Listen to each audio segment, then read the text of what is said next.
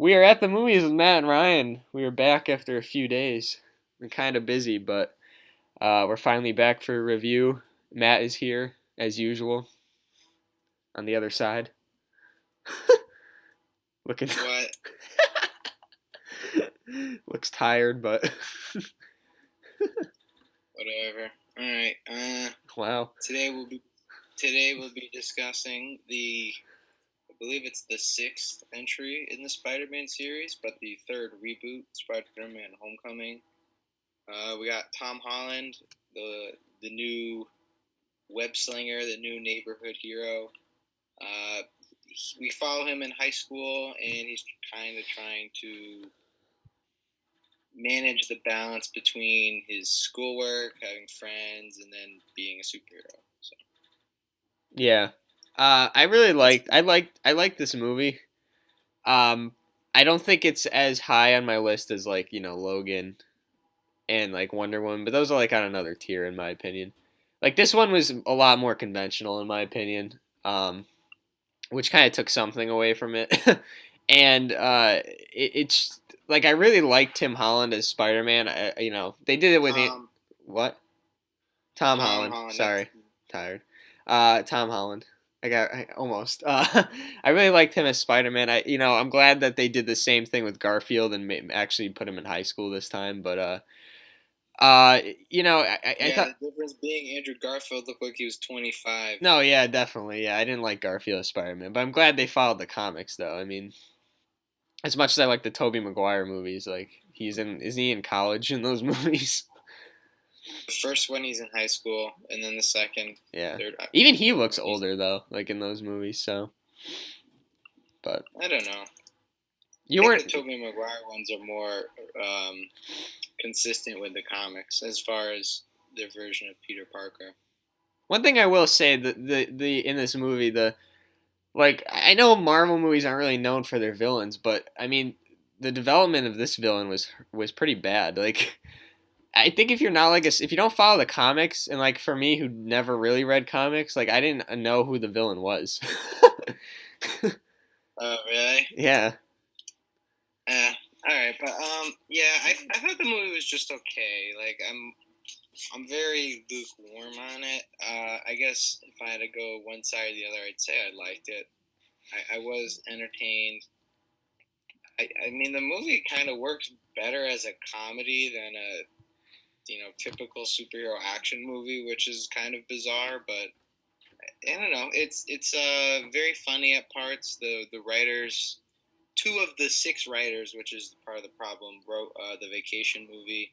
So they did an okay job with the humor here. I like how it's set in the zeitgeist of this, post Avengers MC universe where, everyone's talking about all the superheroes. Like, I know one part that made me laugh, they were doing the kill one, marry one, F1 with the Avengers. Oh yeah. Funny.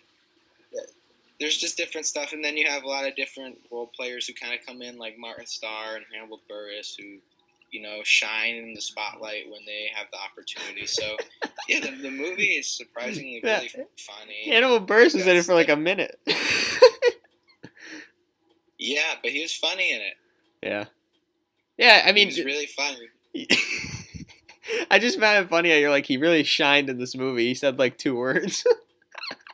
What do you mean he had 2 words? He had like 3 scenes. And he had like a scene in the gym and a scene in like the detention area, Matt. Okay, and they were both really funny. I said he shined when the spotlight was on him. That's what I said. And that's true. Okay, wait. Well, now you interrupted me, so I'm trying to... Oh, also, Donald Glover. What a waste of Donald Glover. Oh, yeah, I agree. What the fuck was he doing in the movie? I mean, it was like an okay character, but like... That was a really awkward conversation between him. Glover to do that. I don't know, but I do like Tom Holland. I think he's charismatic and pretty likable. I like that he's more nerdy than like hipsterish, which was part of the problem with the first Andrew Garfield movie. I did like. I do want to mention I did catch up with the second Andrew Garfield movie, and I actually liked that one a lot. I didn't like the first one at all. Really? Yeah, I wasn't too fond of either. I thought the second one had a lot of great, uh, emotional resonant parts. I liked Gwen Stacy and Peter Parker together. I just think the more dramatic aspects of it work pretty well, and that's my problem with this movie.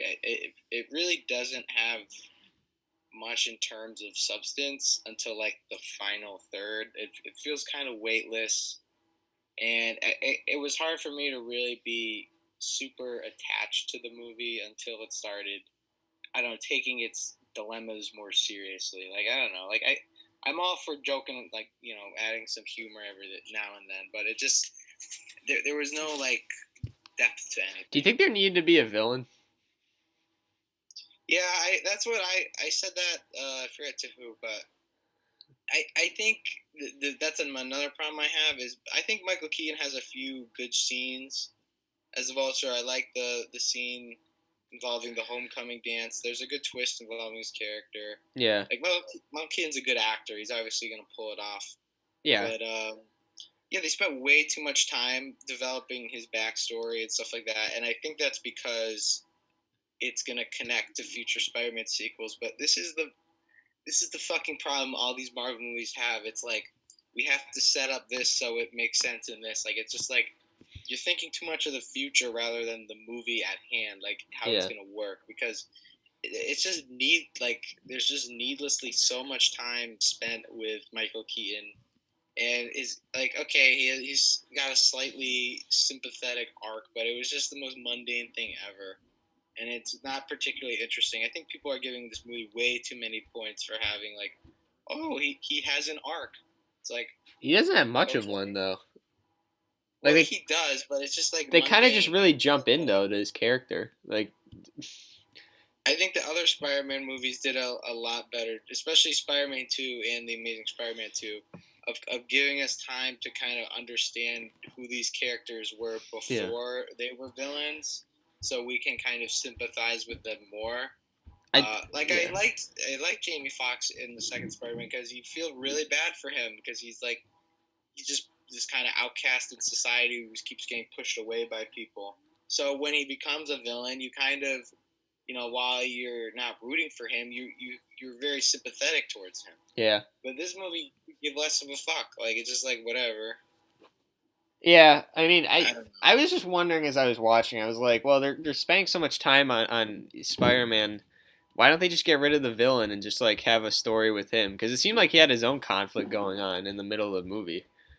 Like Well, they use, but Michael Keaton will be in the future Spider-Man movies probably, and yeah they use this like group setup. They're going to be the different Spider-Man villains. Someone's going to be like Electro. Someone's going to be, everyone's going to have different. That was what the first post-credit scene was, but I think the movie did work better as a high school movie. Let me find the actor's name. oh his friend Jacob Batalon. Him and Tom Holland were very, very good together. They had really good chemistry. yeah It definitely works better as that. Like, it works better as a comedy, and then when it becomes a superhero movie, it kind of just, I don't know, it doesn't quite work. The action is very whatever. Like, it's yeah very like I appreciate the third act. I think the third act really is strong. The action isn't that great, but there's a couple good character moments where I'm like, oh wow, like I've been wanting this the whole movie. Like, thank you. no yeah I But still had a lot of fun though. I was I was laughing. I was enjoying the movie.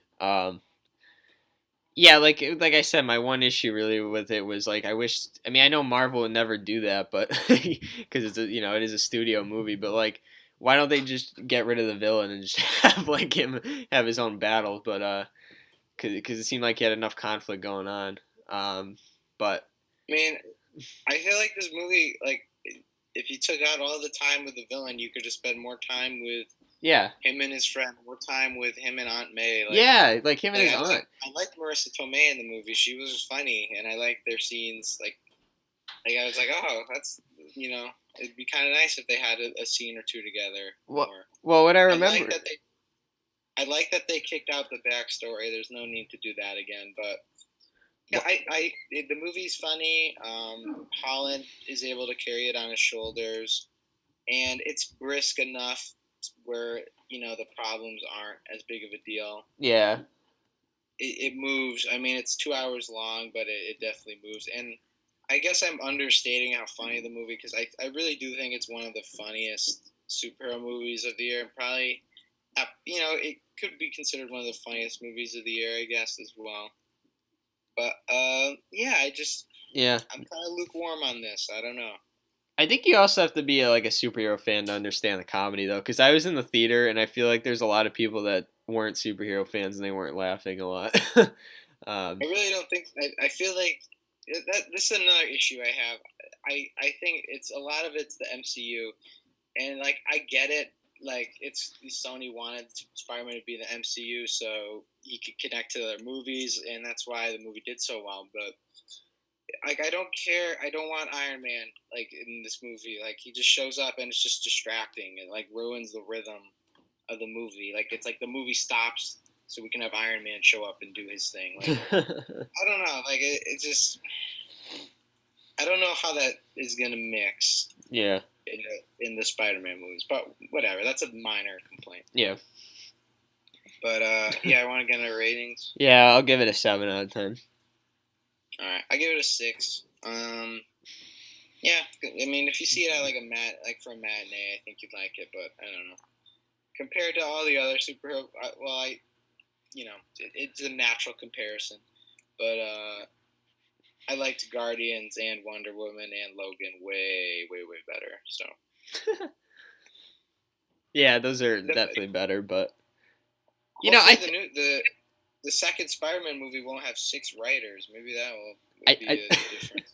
I think any other year though, I think this movie would be close to the top. I think, but this year's just been great. So. Yeah, I don't think so, but okay. Wow. I think it's a 6 out of 10. No, it's higher than that.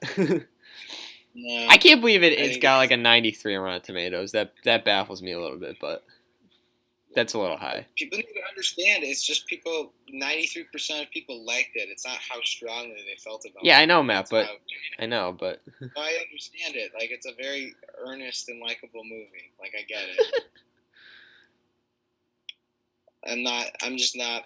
I like it's also a forgettable movie. Like I don't know. I saw it Thursday, and some stuff I'm having trouble remembering. I'm not.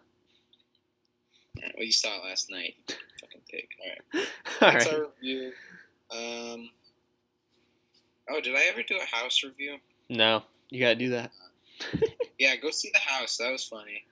6.5 out of 10. I liked it more as Spider-Man. Ooh. Yep. That's surprising. All right. We'll have more coming out. So have a good one, guys. Check out our other reviews. Like, share, subscribe. At the Movies with Matt and Ryan. We'll see ya.